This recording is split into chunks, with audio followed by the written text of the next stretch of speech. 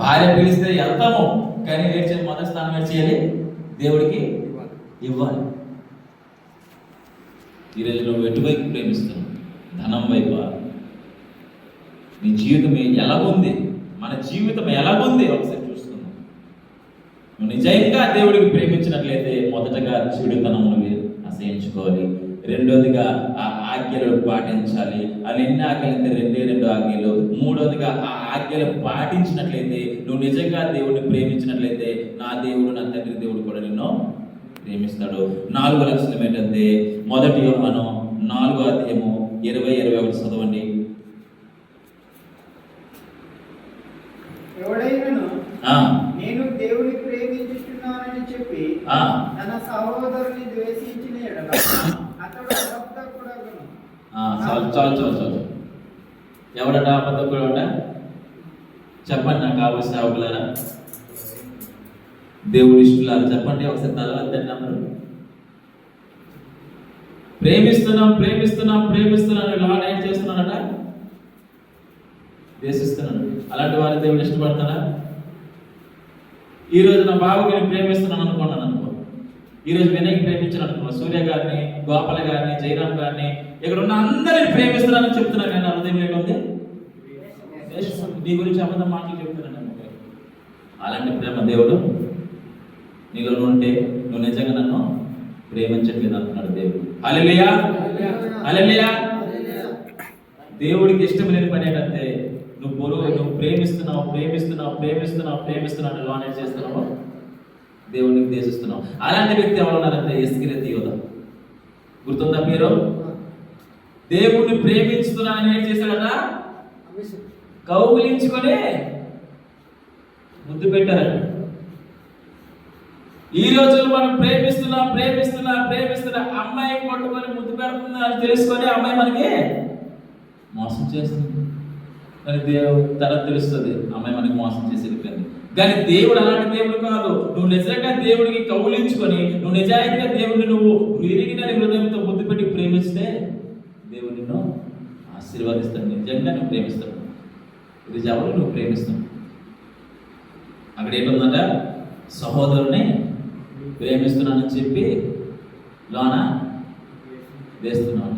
ఈరోజు ఎవరు యూత్ ఎంతమంది యూత్ ఏం చేస్తున్నారట? అమ్మాయిని ప్రేమిస్తున్నానని చెప్పేసి పక్కన ఉన్న అమ్మాయిని చెప్పకూడదు, కానీ అలా ఉన్నాం మన ప్రజలు ఈరోజు. కానీ దేవుడు ఏం చెప్తున్నాడు? నువ్వు నిజంగా దేవుడికి ప్రేమించినట్లయితే ఏం చేయాలట? సోదరుని ప్రేమించాలి. నిన్ను వల్లే పొరుగు వాడిని ప్రేమించాలి. నిన్ను వల్లే ఏంటి? నిన్ను రెండు ఇక ఉదాహరణకి మీకు గుర్తుందా లేదా? నాకు ఇక్కడ వాకింగ్ చెప్పారు సండే స్కూల్ టీచర్, నాకు ఆ హృదయం నచ్చింది. నీ దగ్గర నేను గుర్తుంది అనుకో, నీకు నచ్చిన కుర్తా అతనికి ఏమంటే నువ్వు వేస్తావా? ఈ రోజుల్లో నువ్వు నిజంగా ప్రేమించినట్లయితే, నువ్వు నిజంగా దేవుడిని ప్రేమించినట్లయితే నీకు ఇష్టమైన కుర్తా ఇచ్చేస్తావు సోదరు. ఈరోజు వెళ్ళేస్తామా?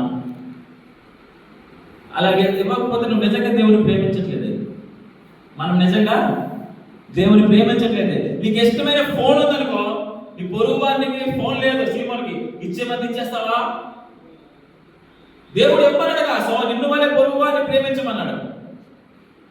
కానీ మనం ఏం చేస్తున్నాము? ఇవ్వలేకపోతాం. దేవుడు నువ్వు కనీసం ఇవ్వకుండా అతనికి సహకారం ఉంటే చాలు అన్నాడు. హల్లెలూయా, హల్లెలూయా. లాస్ట్ వచనము ఏడు చేయాలట మనము. లాస్ట్ లక్షణము యోహాను సువార్త 4:14-21 చదవండి. నా ఆజ్ఞలను అంగీకరించి వాటిని గైకొనువాడే నన్ను ప్రేమించువాడు. నన్ను ప్రేమించేవాడు నా తండ్రి వలన ప్రేమింపబడును. నేను వారిని ప్రేమించే వారికి నన్ను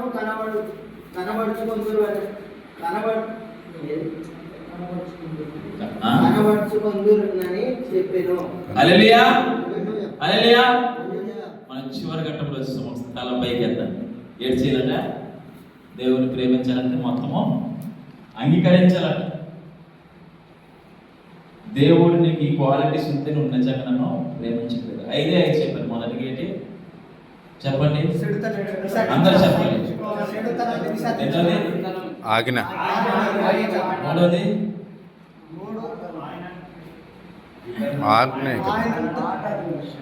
ప్రేమించిన వాళ్ళ దగ్గర దేవుడు నివసిస్తాడు. ఆయనను ప్రేమించే వాళ్ళంటే మనం చేసే సోదరులు కూడా ప్రేమించాలి. నాలుగోది ఏం చేయాలట? దేవుడిని ప్రేమిస్తున్నాను అనేసి ఏం చేయాలట? లాస్ట్ ఏంటట? అంగీకరించాలి. తప్పనిసరి అది ఫుల్ స్టాప్ వేసుకోవాలి. తప్పనిసరిగా ఉండాలి. అది బ్రాండ్ అన్నమాట. ఇప్పుడు ఉంటారు కదా సినిమాలు ఎవరంటే అల్లు అర్జున్ ఉన్నారు కదా, ఎలాగ పట్టి ఎలాగట అన్నాడు